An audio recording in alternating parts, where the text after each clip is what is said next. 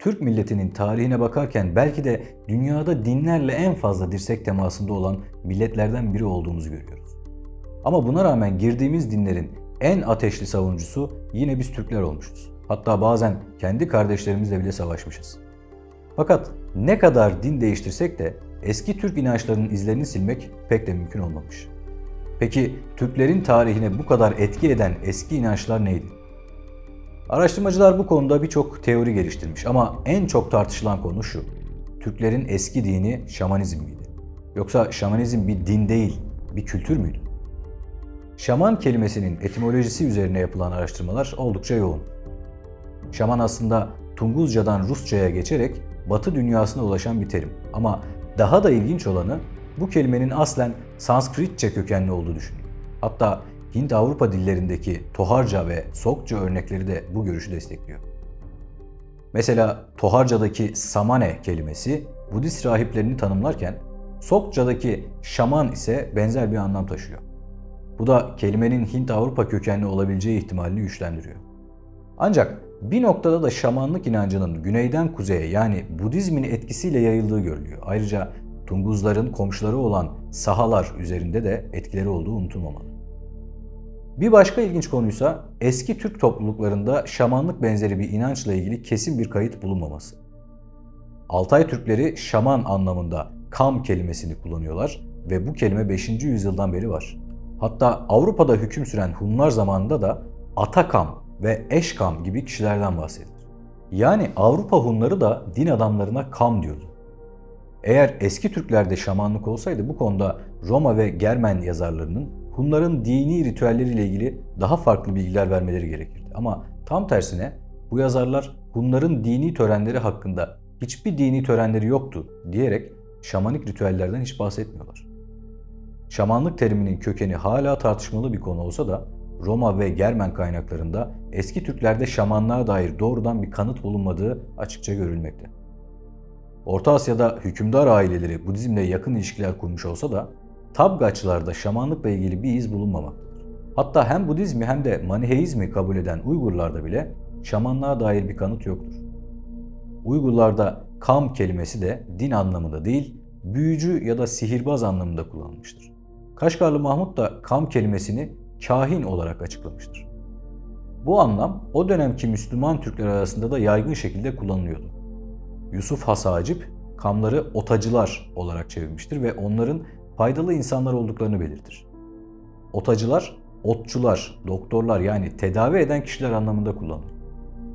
Odgurmuş ise Hakan'a nasihat verirken bazı insanlar yoksuldur, bazıları ise kaygıdan yıpranmışlardır.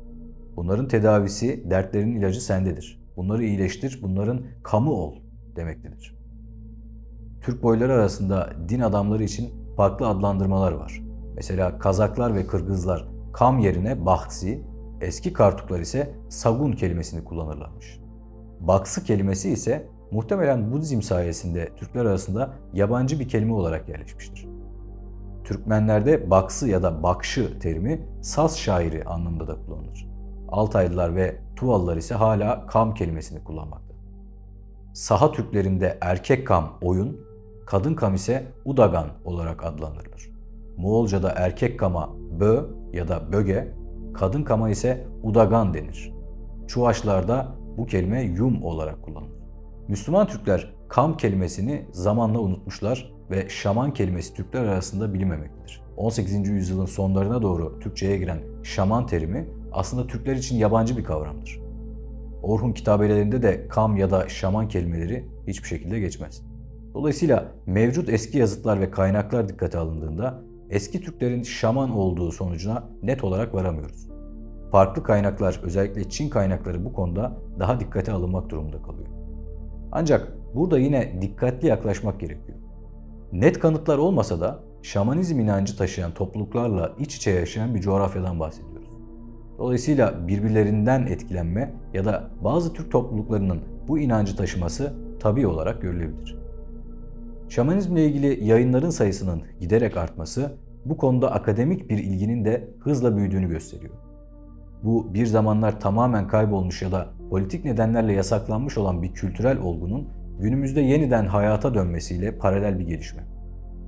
Türk milletinin hayatını derinden etkileyen bu olgu elbette ki araştırmacıların dikkatini çekmiş ve herkes kendi bakış açısına göre çeşitli sonuçlar çıkarmıştır. Şimdi şamanizmin detaylarını birlikte inceleyelim. Şamanizm, doğa ve ruhlar dünyası ile bağlantıya geçmeyi amaçlayan bir inanç sistemidir. Şamanlar bilinçli bir şekilde farklı ruhsal düzlemlerle iletişim kurarak hastalıkları iyileştirir, toplumsal sorunları çözer ve doğa ile uyum içinde yaşamaya çalışırlar. Ruh ve ahiret kavramları tüm dini inançların temel unsurlarını oluşturur. Bu bütünsel anlayışa şamanlık denir. Şamanlık sanatı öğrenilerek kazanılamaz. Şaman olabilmek için belirli bir şaman soyundan gelmek gerekiyor. Hiç kimse şaman olmak istemez fakat anlatılara göre geçmişteki şaman ataların ruhlarından biri torununa musallat olup onu kam olmaya zorlar. Şamanlığı diğer dini inançlardan ayıran en önemli özellik yaşayan insanla ölmüş olan ataları arasında güçlü bir bağ olduğuna inanılmasıdır. Bu bağa duyulan inanç atalara kesintisiz bir saygı gösterilmesini zorunlu kılar. Bu durumda yalnızca kendi atalarıyla sıkı bir ilişki kurabilen bir kişi rahip ya da şaman olabilir. Yani burada ancak nesilden nesile geçen ailelere ait bir şamanlık söz konusu olabilir. Şamanlığın en belirgin özelliği nüfuz ettiği bölgenin halkının ruh alemine bürünebilme yeteneğidir. Şamanlık, ruhun gezip dolaşması, tanrılarla iletişim kurması konularında eski Türk topluluğunun doğaya atfettiği gizli güçleri kullanarak zamanla gelişmiş ve ona yeni unsurlar ekleyerek tüm manevi alemi belirli bir çerçeveye oturtmayı başarmıştır. Adeta bir dinin sağlamlığını kazanmıştır. Bahsettiğimiz gibi şamanlık bilgisi ve yeteneği ırsidir, yani soydan geçer. Müstakbel bir şaman babasından ders almaz, eğitim almaz, bu meslek için hazırlık yapmaz. Yine anlatılara göre şamanların tamamı sinirli, melankolik kişilerdir. Bir ailede çocuklardan biri şamanlık yeteneği göstermeye başlarsa büyükler hemen bunu engellemeye çalışırlar. Çünkü şamanın kazancı çok azdır. Çoğu zaman ücretsiz ritüeller yapar. Eğer bir ailedeki evlat şaman olursa aile bir işçi kaybetmiş olur. Bu durumda herkesin şaman olması beklenemez. Şamanlık aileden miras yoluyla geçen özel bir görevdir. Dolayısıyla şaman olacak çocuk henüz küçük yaşlardayken hastalıklı ve dalgındır. Aileden gelen şamanlık belirtilerinin ilki şaman adayının aniden hastalanmasıdır. Şamanlık gücü birdenbire ortaya çıkar. Atalarının gücüyle şaman olarak belirlenen kişi vücudunda aniden bir gevşeme hisseder. Bu durum şiddetli bir titreme ile kendini gösterir. Onun vücudunda güçlü ve doğal olmayan bir esneme başlar. Göğsünde ağır bir baskı hisseder. Birdenbire güçlü ve doğal olmayan seslerle bağırma ihtiyacı duyar. Sıtmalı gibi titrer, gözleri şiddetle döner ve yine birdenbire yerinden sıçrayıp deli gibi etrafta dönmeye başlar.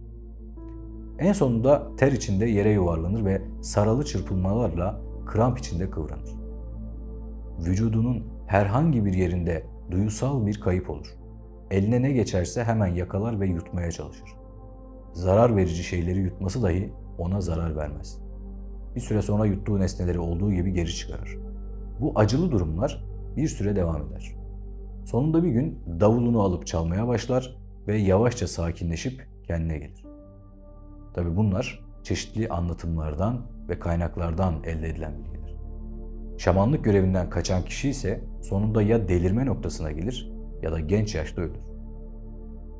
Şamanların kendilerine göre gerçek öğretmenleri özel ruhlar ve ata ruhlarıdır. Bu ruhlar şamanları belirli kurallara göre eğitmektedir. Ayrıca şamanlık yetkisi Tanrı tarafından da verilmektedir. Gök Tanrı'nın insanlarla ruhlardan oluşan elçiler aracılığıyla konuşması ve şamanın ruhların rehberliğinde göğe yolculuk yapması, şamanlık yeteneğinin Tanrı ve ruhlar aracılığıyla verildiğini de gösteriyor. Bu durum hiyerarşik bir düzenin olduğunu ortaya koyuyor. Türkler şamanların olağanüstü insanlar olduklarına, ruhlar ve gizli güçlerle iletişim kurup onlara istediklerini yaptırabildiklerine inanırlardı. Hatta şamanlar Gök Tanrı ile iletişim kurarak ondan mesajlar getirebilen kişilermiş. Bu yeteneklere sahip olmak içinse inzivaya çekilip sıkı bir riyazete tabi tutulurlarmış. Gelecekten haber veren, hava koşullarını değiştiren, felaketleri engelleyen, düşmanlarına musallat olan, hastalıkları iyileştiren, göğe çıkıp uçabilen ve ateşte yanmayan Türk şamanları incelendiğinde aslında Türk veli imajıyla benzerlik taşıdıkları da görülür. Nitekim Türk velilerinin de benzer rivayetlerle anlatımları mevcuttur. Kaynaklarda şöyle anlatılır. Bir şamanın rolü sadece ruhsal bir lider olmaktan çok daha fazlasıdır. Şamanlar hastalıkları tedavi etmek, toplumu yönlendirmek ve ruhsal dengeyi sağlamak gibi çok çeşitli görevler üstlenirler. Fakat bu görevleri yerine getirirken şamanlar ruhlar alemiyle iletişim kurmak için derin bir bilinç değişimi yaşarlar. Şaman olabilmek için sadece doğal yetenekler yeterli değildir. Şaman olabilmek için adayda bazı özel yetenekler ve bilgi de olması gerekir. Dalgınlık, hayal görme, inziva eğilimi, kendini ifade etme, asabiyet, zaman zaman bayılma, sara nöbetlerine benzer durumlar, ağzından köpükler gelmesi gibi belirtiler, ağaç kabuklarıyla beslenme, kendini ateşe ya da suya atma, bıçakla yaralanma gibi davranışlar, kamlık eğilimi ve kabiliyetinin göstergeleridir. Kişi kendi isteğiyle şaman olabilir, ancak bu durumda da o şaman diğer şamanlara göre daha düşük bir düzeyde kabul edilir. Çünkü daha önceki söylediklerimizden de ortaya çıktığı üzere aslında şamanlık ırsidir, yani soydan gelir. Eğer bir şaman adayı bu mesleğe girmeye karar verirse usta bir şamanın yanında eğitim alır. Her ne kadar bu işin temeli eğitime değil soya dayansa da eğitim alır. Yaşlı şaman, şaman adayına ruhların isimlerini, ayinlerin nasıl yapılacağını, hangi duaların okunması gerektiğini ve efsunları öğretir. Şamanizmde ritüeller çok önemli bir yer tutar. Ateş etrafında dans etmek, davul çalmak veya transa geçmek gibi uygulamalar, şamanın ruhsal dünyaya açılmasını ve doğanın ruhların sesini duymasını sağlar. Bu ritüeller toplumsal bir birlik ve doğayla birleşme amacı taşır. Ayrıca şamanın soyundaki büyük kamların ve tanrıların soy ağacını da gösterir.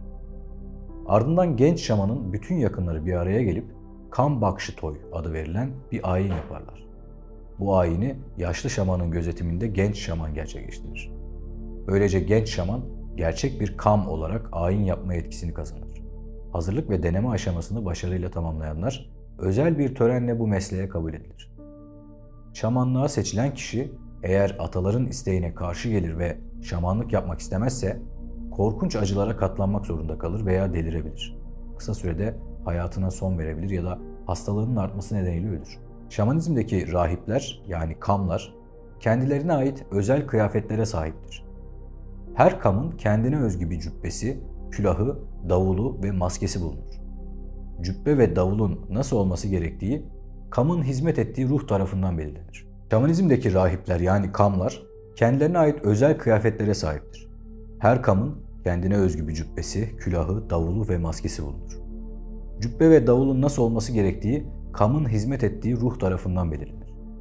Şamanlar ayin sırasında hayvan derisinden yapılmış göğüslük, açık cübbe ve üzerinde dağ tavuğu tüyleri bulunan kırmızı bir külah giyerler. Kıyafetlerindeki detaylar da çok ilginç. Mesela şamanlar kötü ruhları kovmak için kıyafetlerine bazı aksesuarlar takarlar. Bunlar arasında kollara ve sırtlara takılan küçük zil ve çıngıraklar yer alır. Bu metal eşyalar çıkardıkları seslerle kötü ruhları korkutmak için kullanılır ve şamanın zırhı gibi kabul edilir. Çıngırakların üst kısmında küçük yaylar bulunur ve bunlarla kötü ruhlara karşı silah işlevi görür. Kamların giydiği kıyafet kötü ruhlara karşı onları adeta bir maske gibi korur. Şamanların ayin yaparken giydikleri özel kıyafete cübbe denir. Şamanlık eğitimine devam eden genç kam adayları bu dönemde cübbe giymez ve ayinleri günlük kıyafetleriyle yaparlar. Çünkü geleneksel bir cübbe hazırlamak oldukça pahalıdır. Bu yüzden bazı kamlar ruhlarının izin verdiği sürece birkaç yıl cübbesiz ayin yaparlar. Ancak cübbesiz kamlar kötü ruhlara karşı fazla cesaret gösteremezler. Bu yüzden her kam bir şekilde şaman kıyafeti edinmeye çalışır. Şaman olacak kişinin cübbeyi temin etme şekli biraz farklı. Çünkü şaman adayı akrabalarından ve dostlarından yardım istiyor. Onlar da şaman adayına cübbe ve davul için gerekli malzemeleri hediye olarak veriyorlar. Malzemeler hazır olduktan sonra kadınlar bir araya gelip cübbeyi dikiyorlar. Cübbe hazır olduktan sonra ise şaman bir ayin düzenleyerek cübbeyi ruhların beğenisine sunuyor. Koruyucu ruhlar cübbeyi inceliyor. Eğer beğenirlerse cübbe ayin için kullanılabilir hale geliyor. Eğer beğenmezlerse eksikler tamamlanmaya tekrar çalışılıyor. Şaman cübbesi 60 kadar farklı parçadan oluşur. Cübbenin ana kısmı meral veya beyaz koyun derisinden yapılan bir ceketten oluşuyor. Diğer parçalar bu cekete dikilir. Bu parçalar şamanların ruhlar dünyasında var olduklarını düşündükleri tüm varlıkların sembolleridir. Külahın ana kısmı 3 karış uzunluğunda kırmızı kumaştan yapılır ve etrafına 3 düğme eklenir. Külahın astarı ise kaba ve sade kumaştan yapılır. Külahın 3 yerine vaşak derisi dikilir. Bunlardan biri göz, biri alın kısmı, biri de ense hizasına yerleştirilir. Göz kısmına çeşitli boncuklardan diziler eklenir. Külahın alın kısmı da süslenir. Külahın tepe kısmı ise beyaz koyun yününden örülmüş kalın kaytanla doldurularak zikzak şeklinde dikilir ve ortasında 9 düğüm kabartması yapılır. Külahın ense kısmı da aynı şekilde doldurulur. Şamanların ayin yaparken kullandıkları en önemli malzeme ise şaman davuludur. Elbiseler önemlidir ancak şaman davulu çok daha önemlidir ve bu olmadan ayin bir anlam taşımaz. Şamanların davul sahibi olmaları yine koruyucu ruhlarının emriyle gerçekleşir. Hiçbir şaman kendi isteğiyle davul yaptıramaz. Eğer davulu koruyucu ruhlar tarafından kabul edilmezse o davulu kullanamaz. Şaman, şamanlık için gerekli bilgileri atalarından aldıktan sonra davulunu kullanmayı ve ruhları çağırmayı öğrenir. Davul yani tüngür, daire şeklinde veya yumurtamsı bir biçimde olur. Davulun kasnağı genellikle kayın ya da sedir ağacından yapılır. Davul yapılacak ağaç obadan uzak, temiz ve sağlam olmalıdır.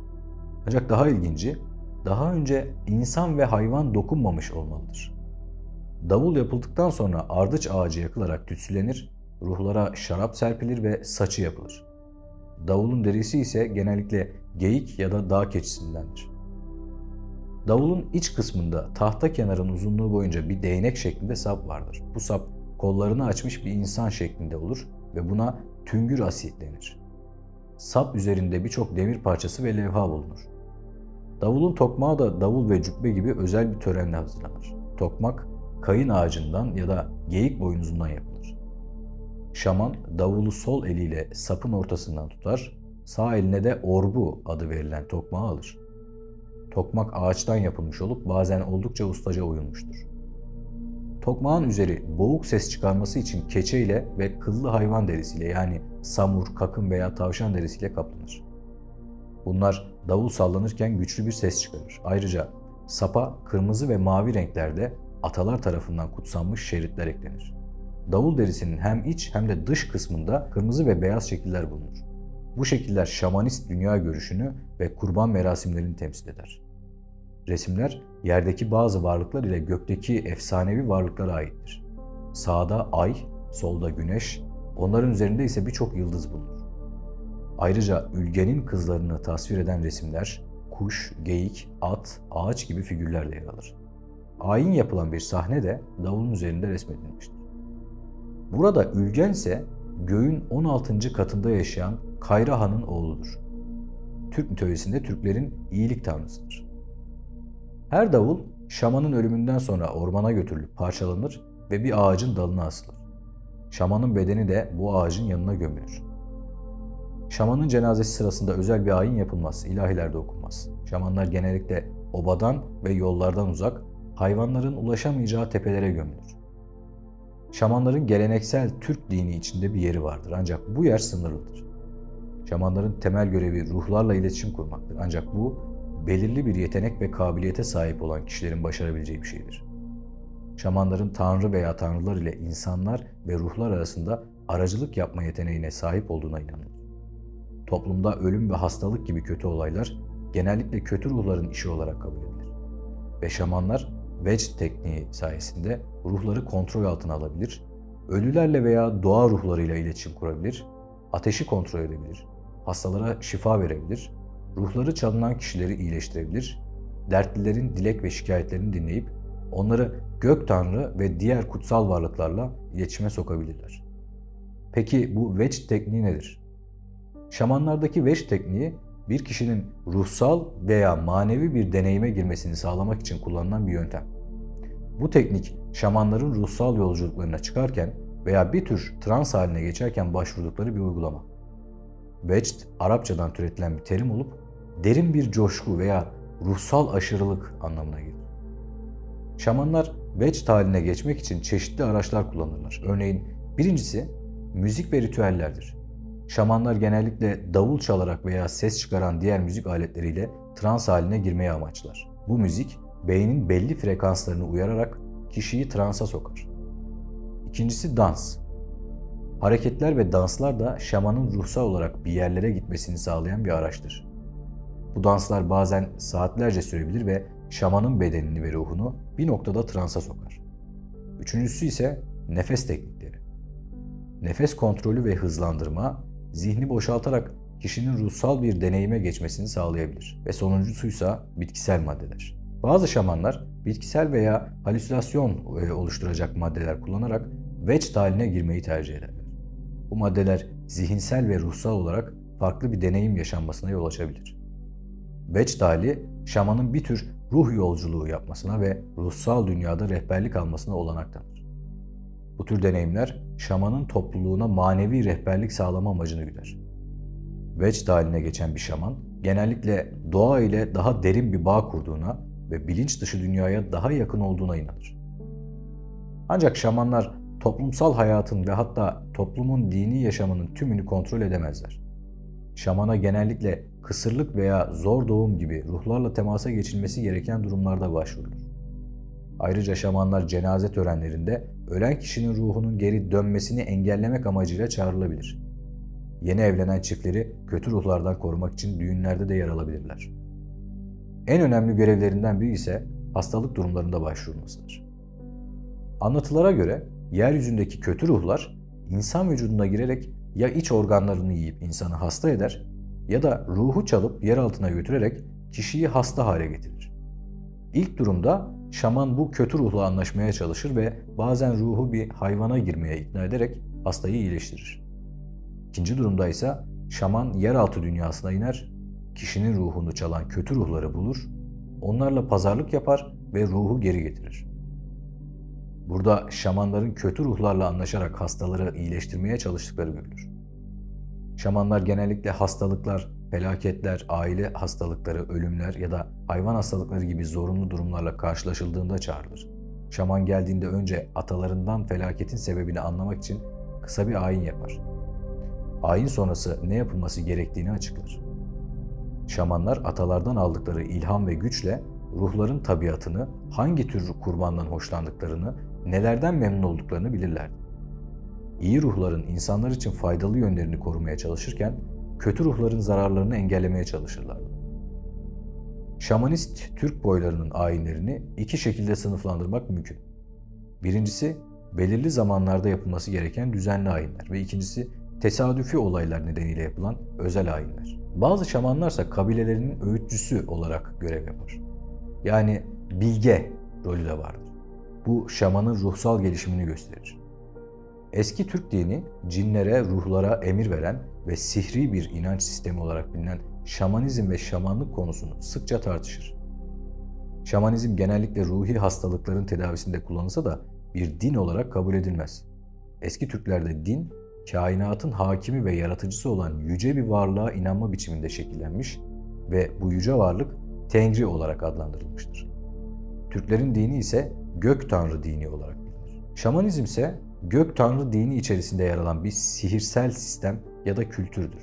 Türklerin dini konusu birçok araştırmacının ilgisini çekmiş ve bazıları şamanizmi bir din olarak kabul etmiştir.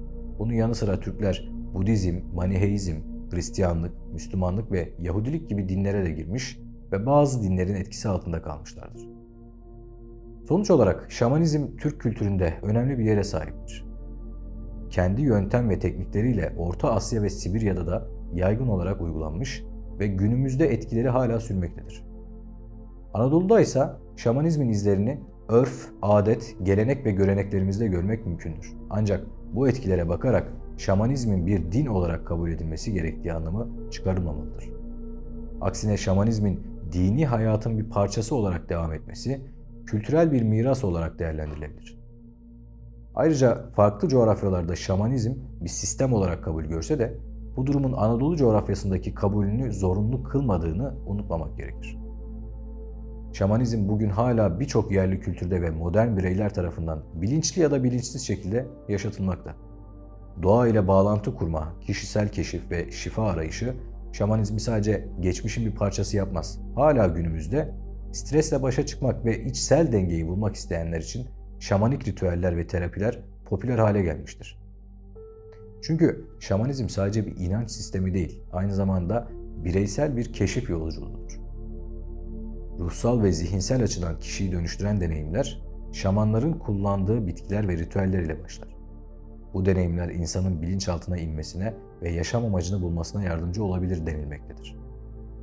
Hem tarihsel hem de güncel anlamda bu kadim öğretiler hala önemli bir yer tutuyor. Belki de şamanizmi anlamak, modern dünyada kaybolan doğa ile bağın yeniden kurulmasına yardımcı olabilir. Tüm bunlarla ilgili daha detaylı başka videoları da ilerleyen zamanlarda sizlerle paylaşmış olacağız. Ve evet, bugünkü videomuzun bu şekilde sonuna gelmiş olduk. Şimdi sizden bir ricam var. Bu yolculuğu yalnız başımıza yapmak istemiyoruz. Bu yüzden konuyla ilgili fikirlerinizi yorumlarda bekliyoruz. Umarım birlikte çıktığımız bu yolculuğu beğenmişsinizdir. Eğer bizi desteklemek isterseniz kanala abone olup videoyu beğenebilirsiniz. Bir sonraki yolculuğumuzda görüşmek üzere. Şimdilik hoşça kalın.